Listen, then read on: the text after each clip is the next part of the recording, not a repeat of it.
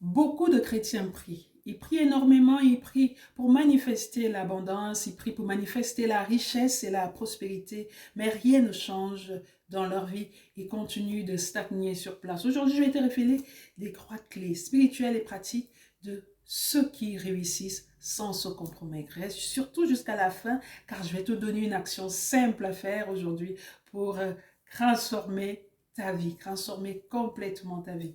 Pourquoi donc certaines personnes ne manifestent pas facilement ou pas du tout leur bénédiction?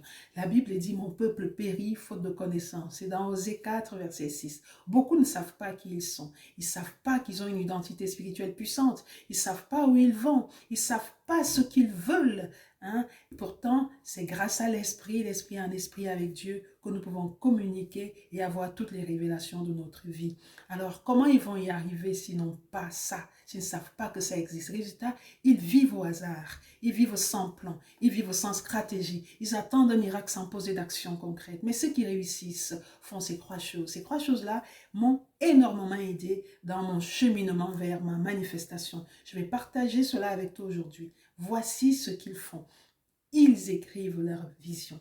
Il faut écrire ta vision. Dès aujourd'hui, grave-la quelque part. Grave-la sur les tables, grave-la sur les murs, grave-la sur la cuisine, sur le frigo. Grave-la partout pour que tu puisses la lire. Ne laisse pas ta vision dans ta tête.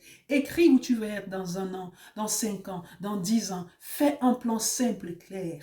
Rappelle-toi chaque jour pourquoi tu fais ce que tu fais. Pourquoi tu fais ce que tu fais.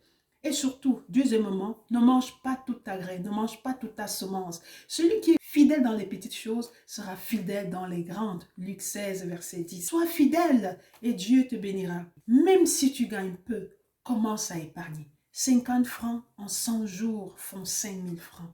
150 francs en 100 jours font 15 000 francs. Commence petit. Sois fidèle et Dieu bénira ton obéissance. Sois fidèle.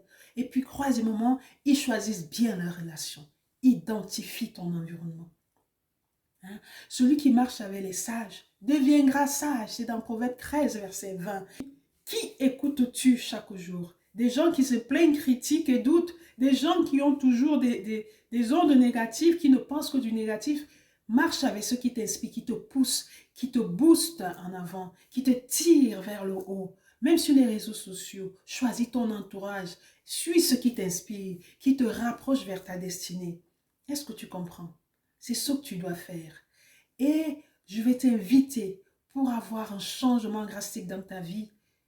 Je viens te demander une simple chose. Écris ta vision. Commence une petite épargne, même si elle est symbolique. Élimine-moi les distractions. Connecte-toi à ceux qui te boostent. Connecte-toi à ceux qui te tirent vers le haut. Surtout, n'oublie pas. Écris-moi en commentaire quelle clé tu vas commencer à appliquer. Si cette vidéo t'a inspiré, partage-la et bénis quelqu'un aujourd'hui. Dieu veut que tu prospères à tout égard, comme prospère l'état de ton âme. Ta prospérité commence dans ton esprit avant de se voir dans ta vie.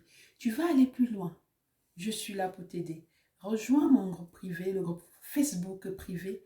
Abonne-toi pour ne plus rater mes conseils et mon développement spirituel et pratique. N'oublie pas de taguer une personne qui doit entendre ce message.